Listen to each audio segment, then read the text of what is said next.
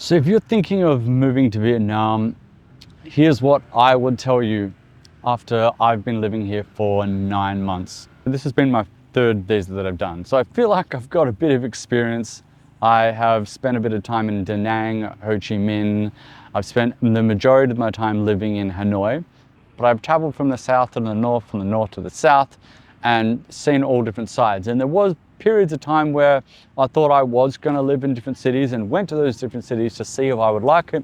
Ultimately, I didn't end up liking it. So I thought to myself, look, if you're moving, this is probably some advice that I wish that I had known or that someone had told me. First of all, let's start with the weather. Hanoi does actually have some seasons. As you can see, I am wearing a jumper. Although it's actually still just 24 degrees today, but it can get cold in the mornings. Now, some days even get as cold as 16 degrees. Where you're coming from, that might not sound that cold, but at night, it could still get to 8 or 10 degrees. If you choose to live in Ho Chi Minh City, it's going to be basically hot all year round. They can have a few cooler nights, but yeah, it's going to stay warm. Then if you want to choose to live in a place like Da Nang or Nha Trang or by the seaside, these cities do get wet seasons. Just like Hanoi and just like Ho Chi Minh, it will rain. If you're going there to purely to live by the beach and think you're going to have this paradise all the time, it's not going to be like that. You will have times where you'll be walking knee deep in water and maybe won't leave the apartment for a couple of weeks, or just be ordering things online all the time. That's if they can even get to you. Places do have their seasons, and those seasons can be strong, especially the wet ones. Now, when it comes to getting a visa here, the typical tourist visa is 90 days, and you can get two different types of visas, a single entry or a multiple entry. Now, a single entry should only be $25 US. Now, when you're going online looking for these visas, there are many different websites that look like official websites, and honestly, they're not. There is just one, and I will leave that in the description below, and that is the one you use. It's fairly easy to do this. You just need a picture of yourself. You need some departing information, some booking information, where you're going to stay, where you're going to come in from. Even if that changes, that doesn't matter so much once the visa itself is approved. One thing to make sure, if you do have a middle name, put that in the information, and that's going to come into another conversation later when booking flights.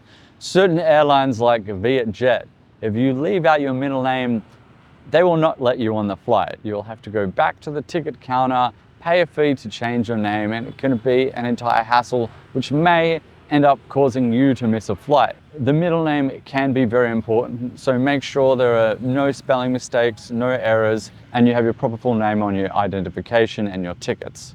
Now, one thing that I wish I had done when I first got here was get a Vietnamese SIM, and to this day I still don't have a Vietnamese SIM number, and it has caused me so much hassle because in Vietnam everyone uses an app called Zalo.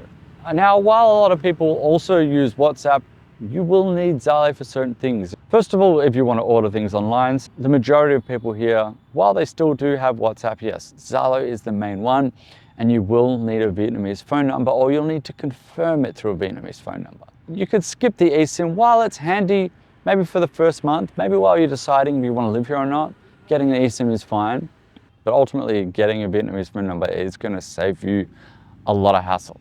Now, when it comes to having 90 days here, maybe you want to try each different city first. Maybe you want to try Vietnam first before packing all your bags and moving to a new country. I know it can be an exciting feeling to be moving somewhere new, to have seen some vlog on the internet saying how amazingly you can live in Vietnam or Thailand or Bali or whatever, other country it is.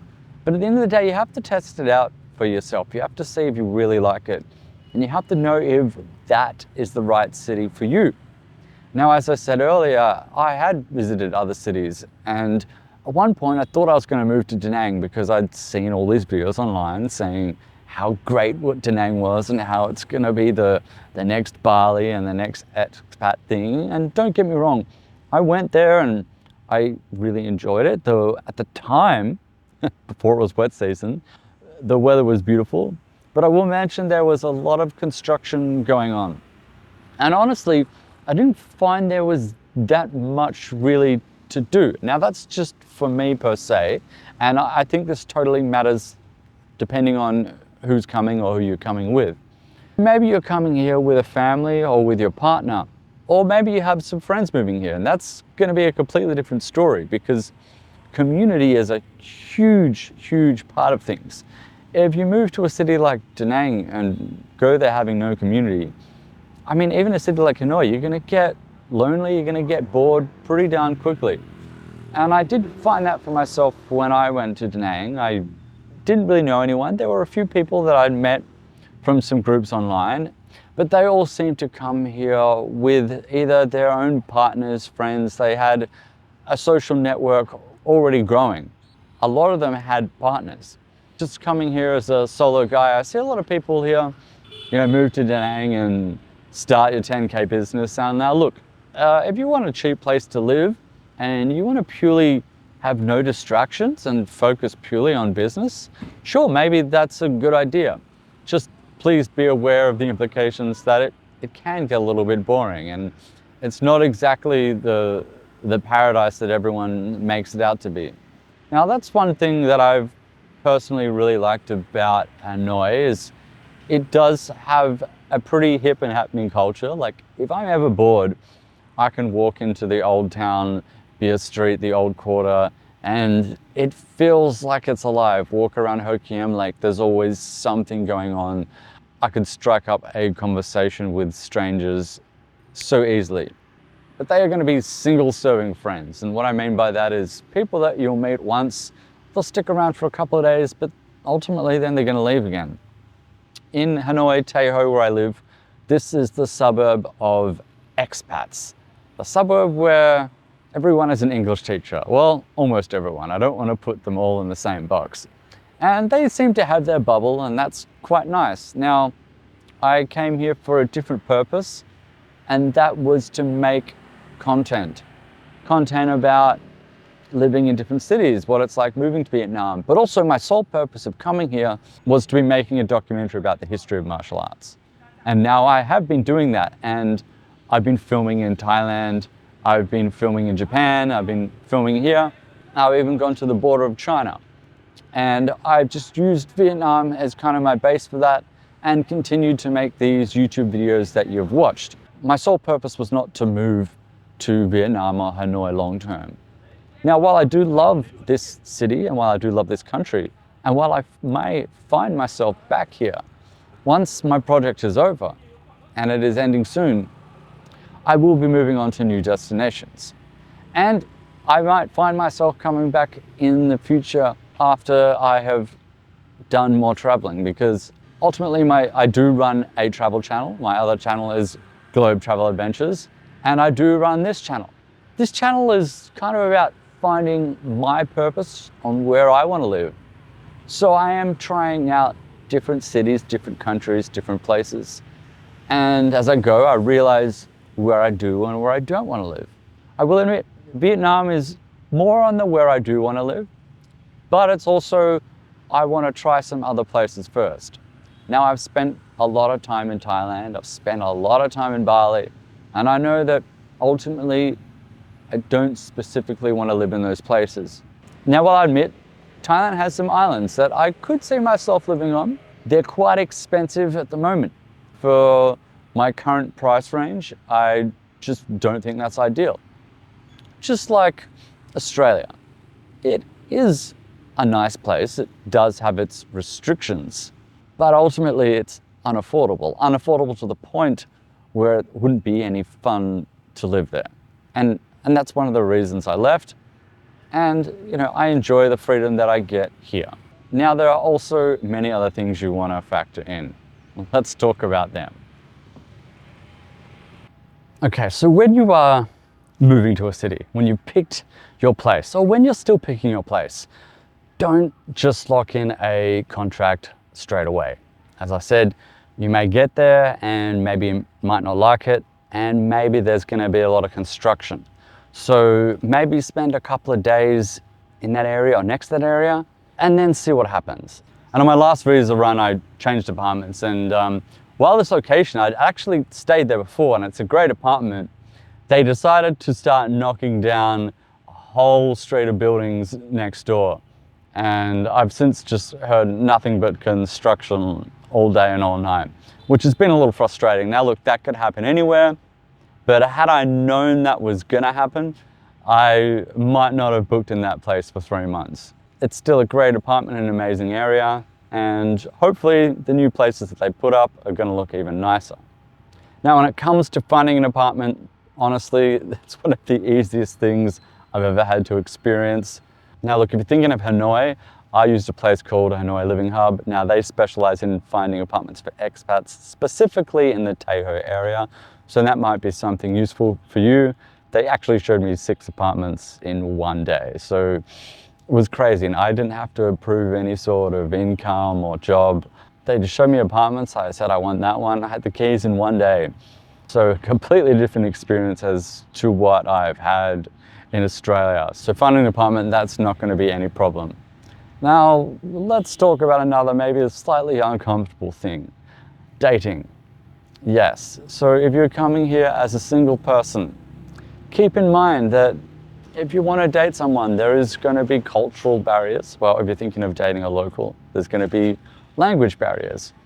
And ultimately, there's going to be the issue of, if you're dating a Vietnamese person, their passport. Hey, maybe they're not Vietnamese, maybe they're Filipino, maybe they're from South Africa. If you're Australian, European, or American, or have some sort of stronger passport, and then ultimately want to move, you're going to have to think about something like marriage, and maybe you're not willing to get married for this person.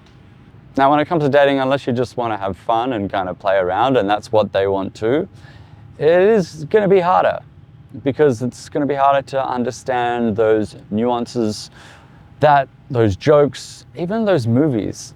Because when you live in a country like Vietnam, they aren't going to have grown up on the same movies as you. They aren't going to grow up on the same music as you.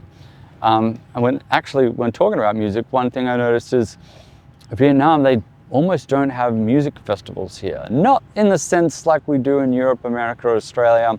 We don't get these big international bands, lineups. The whole time I've lived here, I haven't seen a single advertisement for a band I've known. I have asked some friends about this. They just say that the Vietnamese government is very strict on what artists they bring out, mainly due to like political statements, bands not wanting to kind of say things like that. So if you're really into things like that, maybe Vietnam isn't for you. While a country like Thailand, on the other hand, they do have a lot more international festivals, although you'll find that they're more into the EDM kind of dance party side of things. While personally, I grew up on rock and roll, and sometimes I just want to see a rock band, So money is important. And here, cash is king, and that goes for the whole of Vietnam. While some places will accept card, a lot of places do use an app that you scan, and this app you'll need a Vietnamese number for. So going back to needing a Vietnamese number, that's going to be important. A lot of ATMs will only have a maximum of about 3 million, which is like $100 US or 150 Australian dollars. It's not a lot of money. There will be some ATMs which allow you to take up to 10 million, some occasionally 12 or 15, but most of the time I've found it's 3 million or 5 million, and that can be really frustrating. So if you want to save yourself on ATM fees, either draw out a lot of cash and be careful with it, or get a Vietnamese number, get the app and do the scan code thing, because that is going to save you so much on fees. Once again, something that I wish I'd known before, and 9 months later, I'm still not doing it, and I've been using cash and paying those extra fees. Cash is your best friend, cash is king, and that's how the world works here. So another thing that's going to take getting used to is food. You might love Vietnamese food, banh mi, pho, bún chả. There are so many delicious dishes that they have here. But eventually, I think you will start to miss some of those Western comforts, and those Western comforts come at a cost. And sometimes those costs are the same, if not more, back home. Let's take Parmesan cheese, for example. I went to buy a block of Parmesan cheese, and it depends what brand, and it cost me about 20 Australian dollars. So it can be very expensive if you want to make a traditional carbonara. Also, I just found some simple things like canned tomatoes or canned red kidney beans, something that was harder to find in a lot of convenience stores. Or if you did find them, once again, they were just expensive. So get used to eating certain dishes, change your appetite. Steak will be more expensive. I've switched to alternatives like tofu to get my source of protein. Now, tofu here is a bargain. You sometimes pay 50 cents for a block of tofu, where back home it might be $5. Cooking like a local, you can save a lot of money. So you're going to be eating a lot more local greens, like variations of bok choy and greens like that. Now, there were a few other things that really surprised me. Contact here, hugging, totally not a thing. So I have gone out and made friends with local Vietnamese women, and you go to hug them and they think it's really weird. Or maybe it's just not in their culture. So be wary of that. People are not big on hugging. Maybe you'll find this when people are married, but yeah, hugging is not a thing here.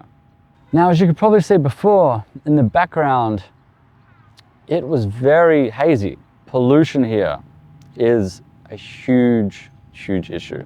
It's something that they're trying to tackle. Later this year, they're meant to be banning the use of motorbikes within the old quarter and the inner city of Hanoi. Now, whether that makes any difference or not, Vietnam in general just does have a lot of pollution. Now, you will get less pollution in towns like Da Nang and Nha Trang, but just be aware, it can make a huge difference in the way of life. And the levels of pollution are almost up to poisonous levels. So I pulled up the app the other day and I looked at the pollution in Hanoi. It said 300. I don't know what that's measured on. And then I looked up the pollution in Cairns in Australia and it said 30. Now, that's a huge difference. And it was measured in the same metric. Sometimes I feel like I'm breathing in fumes, and probably just watching since you pass by, you'll notice a lot of motorbikes have gone by, and this is one of the quieter areas. So if you really do have breathing problems or health conditions, that is something to really think about when choosing your city. I knew it was polluted before I came here, but I didn't realize how polluted. So I hope they do fix that in the future, but that is certainly something to take into consideration. People might say healthcare and insurance matters, and it does. There are a lot of motorbike accidents here. And luckily so far I haven't injured myself, but it could be so easy to. Now, when it comes to certain other things like dental or beauty treatment, actually, you could save a lot of money. And actually I've saved money by going to the doctor here or not going to the doctor. Certain things that you might need prescriptions for back home, you don't here, or simply that the pharmacist will be able to help you with those issues. They'll be able to give you antibiotics, they're able to give you certain other medicines, and that will save you an expensive trip to the doctor. And the prices you pay here will be less than back home.